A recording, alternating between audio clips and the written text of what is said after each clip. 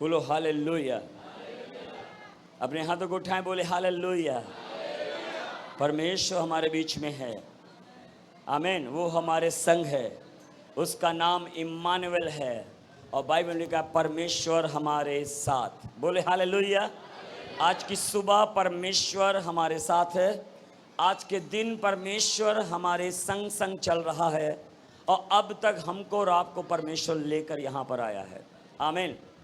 जो एक सच्चा मसीह होता है, एक जो सच्चा विश्वासी होता है, जो सच्चा मसीह होता है, वो संडे मिस नहीं करता है, आमीन, हालेलुया। और एक सच्चा मसीह के अंदर एक खूबी होती है, वो परमेश्वर के लिए बोझ, परमेश्वर के लिए उसके अंदर खोज और परमेश्वर को प्राप्त करने की धुन रहती है, आमीन। और उनका समय परमेश्वर के संग रहता है। एक जो सच्चा मसीह होता है, वो परमेश्वर के साथ बातें करता है, वो परमेश्वर से बातें करता है, और वो परमेश्वर उससे बातें करता है, आमीन। वे बाइबल के बिना नहीं रह सकता, वे वचन के बिना नहीं रह सकता, वो प्रार्थना के बिना नहीं रह सकता, हालेलुया। जो सच्चा मसीह है, जो असल में विश्वासी है, आमीन, वो हर संडे रेगुलर प्रभु की प्रेजेंस में आता है, आमीन। और जब वर्शिप शुरू होती है, जो समय चर्च का होता है, वो समय से प्रभु के प्रेजेंस में आकर बैठता है, आमीन। मैंने कई लोगों को देखा जो अभी भी आ रहे हैं, मैंने कई लोगों को देखा 10 बजे भी आ रहे हैं, मैंने कईयों को देखा लास्ट में मैसेज के बीच में भी आ रहे हैं, और कई लोग लास्ट प्रार्थना में भी आ रहे हैं। उनके अंदर वो कभी भी वो अपने अंदर उन्नति नहीं पाएंगे, क्योंकि वो वर्शिप नहीं करते, वो प्रॉपर वचन नहीं सुनते। ऐसे लोग जो परमेश्वर को वैल्यू नहीं देते, उनको ये लगता है कि मुझे चर्च जाना है, हाजिरी देनी है, बस उनके अंदर एक चीज है कि मुझे हाजिरी देनी है। और ये चीज जो है परमेश्वर को नहीं पसंद। परमेश्वर चाहता है कि मेरे चरणों में आकर बैठो। कितने लोग मरियम को जानते हैं और मार्था को जानते हैं, और यीशु मसीह ने एक बात कही थी, हे मार्था तो बहुत सी बातों में चिंता करती है, मगर मरियम ने एक उत्तम स्थान चुन लिया है जो उससे कभी खोया ना जाएगा, आमीन। जो व्यक्ति परमेश्वर के उस प्रेजेंस में रहता है, जो अपना वक्त परमेश्वर को देता है, उससे वो चीज नहीं खोई जाएगी जो वो प्रभु के पास आकर बैठने से उसे प्राप्त हुई है, हालेलुया। और वो स्थान उससे कभी नहीं छीना जाएगा, क्योंकि वो कहाँ बैठती है, वो कहाँ बैठता है, प्रभु के पास, आमीन। जब आप अपना समय प्रभु को पूरा देते हैं, तो परमेश्वर भी आपके जीवन के अंदर वो अद्भुत रीति से काम करता है, बोलो हालेलुया। क्योंकि यीशु मसीह ने कहा था मत्ती उसका 24 अध्याय में कि अंत के समय में ऐसा होगा कि लोग क्या करेंगे, मैरिज में, पार्टियों में, बर्थडे में, भोग में, और इन सब चीजों में समय बिताएंगे, है ना, और वो संगति में कम हो जाएंगे। फेलोशिप करना, प्रभु के साथ वक्त गुजारना उनका कम हो जाएगा, क्योंकि वो समय आ जाएगा जैसे नूह का समय था। लोग अपने भोग विलास में, लोग अपने खाने पीने में, लोग अपने मौज मस्ती में, लोग घूमने फिरने में, मगर कलीसिया से प्रभु ने कहा कि जैसे जैसे अंत आते तुम देखो, वैसे वैसे क्या करो, अधिक से अधिक तुम मेरी संगति करो। क्या करो? तुम मेरी संगति करो, आमीन, हालेलुया। आप कोई बहाना ना बनाए कि आज फला काम था मैं इसलिए चर्च नहीं आया, आज मेरे घर में गेस्ट आ गए इसलिए मैं चर्च नहीं आया, आज मुझे कहीं जाना था इसलिए चर्च नहीं आया, मेरे थोड़ा सा तकलीफ थी, मैं बीमार था इसलिए चर्च में नहीं आया। मैंने कईयों को देखा छोटे से दर्द की वजह से वो चर्च में नहीं आ रहे, पेन से, मगर यहाँ कितने लोग हैं आज छुटकारा पा रहे हैं, बोलो हालेलुया। जब आप बहाने बना रहे हो, इसका मतलब ये है कि आप जो है अपना पहला सा प्यार प्रभु से खो दिया है, और अब आपके पास वो प्यार नहीं है। आमीन।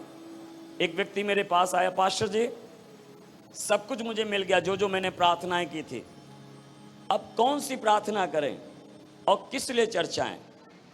हमने कहा सब कुछ मिल गया। बोला हाँ सब कुछ मिल गया, प्रार्थना कौन सी करें। अब चर्चा आने का मकसद क्या रहा।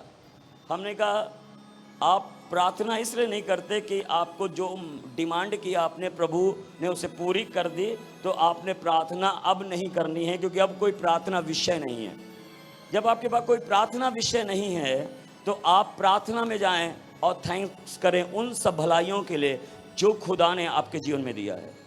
और आप जब प्रार्थना करें अपने लिए नहीं, बाइबल में लिखा है कि स्वार्थी लोग केवल अपने स्वार्थ के लिए प्रार्थना करते हैं, मगर जो धर्मी लोग होते हैं वे जो है उनके पास कोई प्रार्थना विषय नहीं होगा, मगर वो उन लोगों के लिए प्रार्थना करेंगे जो खोए हुए हैं, जो भटके हुए हैं, जो अंधकार में पड़े हैं, जो बीमारी में पड़े हैं, जो अपनी कलीसिया के लिए प्रार्थना करेंगे, अपने पास्टर के लिए प्रार्थना करेंगे, दूसरे सहे विश्वासियों के लिए प्रार्थना करेंगे।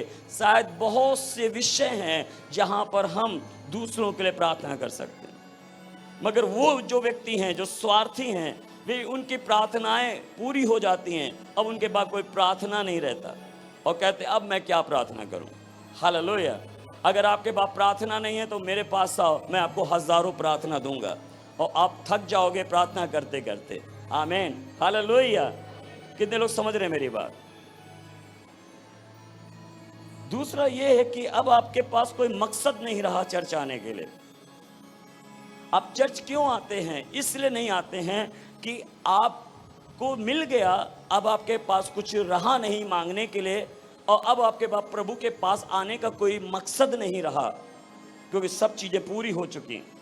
आप प्रभु के पास इसलिए नहीं आते कि परमेश्वर आपको देता रहे, मगर आप प्रभु के पास इसलिए आते हैं कि प्रभु के संग आपका एक रिश्ता है, वो एक रिलेशन है, एक संबंध है आपका आपके प्रभु के साथ। और इसीलिए आप रिश्ते के कारण, प्यार के कारण, आदर के कारण, सम्मान के कारण अपने परमेश्वर के चरणों में आते हैं। इसलिए कोई भी विषय ना हो आपके पास, मगर आप इसलिए आते हैं कि मेरा वो स्वर्गीय पिता है।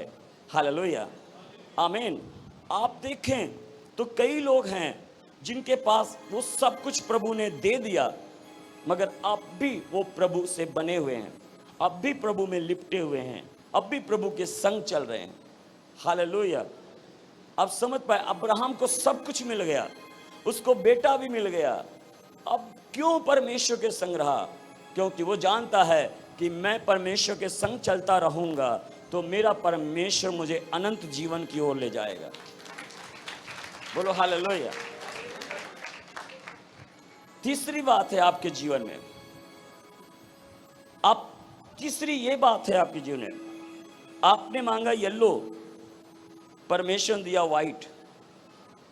आप समझ गए मेरी बात। आपने प्रभु से बोला मुझे येलो दे दो, पीला, और आपको दे दिया परमेश्वर ने सफेद। तो आप ये ना कहो परमेश्वर सफेद क्यों दिया, मुझे पीला क्यों नहीं दिया, मैंने तो पीला मांगा था, आपने सफेद क्यों दिया। उसकी मर्जी है, वो आपको सफेद दे चाहे पीला दे। आप समझ पा रहे मेरी बात। आप ये ना कहो परमेश्वर मेरे पास ऑलरेडी 2 बेटियां हैं और मेरी वाइफ प्रेग्नेंट है और वो बहन भी कह रही प्रभु मुझे बेटा चाहिए, और आप भी बोल रहे हैं प्रभु मुझे बेटा चाहिए, और फिर परमेश्वर ने आपको बेटे की बजाय बेटी दे दी और आप नाराज हो गए। कई लोगों का ऐसा एक कमी है कि वो बहुत जल्दी खुदा से भी, परमेश्वर से भी नाराज होते हैं। ये क्या दे दिया आपने? मगर याद रखें, जिनके पास एक भी बेटी नहीं है, जिनकी कोख बंद पड़ी है, जिनके पास एक भी संतान नहीं है, उनसे जाके पूछो, वो कह रहे एक बेटी ही दे दो मुझे। आप चाहे मुझे सफ़ेद दो चाहे पीला दो, मुझे नहीं मालूम, मगर आप परमेश्वर जो आपके मन में है, जो मेरे लिए आप सोच रहे हैं, वो मेरे से भी अच्छा सोच रहे, और जो मुझे आप दोगे वो सबसे अच्छा दोगे मुझे।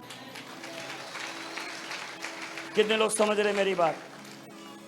बहुत से एग्जाम्पल हैं। आप ये ना कहें कि प्रभु मैंने ये मांगा था मगर आपने ये ना दिया, आपने ये दे दिया, ये उसकी मर्जी है। ऐसे तो वो सांस भी ना दे आपको, है ना, और आप रात ही रात जो है आप शुक्र करें उस चीजों का जो आपको परमेश्वर ने दिया है। आप धन्यवाद करें उन चीजों का जो परमेश्वर ने आपको दिया है। आप रोए ना, आप प्रभु से दूर ना हो, आप परमेश्वर पे क्रोधित ना हो। आप परमेश्वर के संग अगर आपने रिश्ते को कायम किया हुआ है तो वो जो आपके लिए करता है वो सबसे उम्दा, सबसे बढ़िया आपके लिए करता है। अपने हाथों को स्वर्ग की ओर उठाएं और कहें, अपनी आंखों को बंद करके,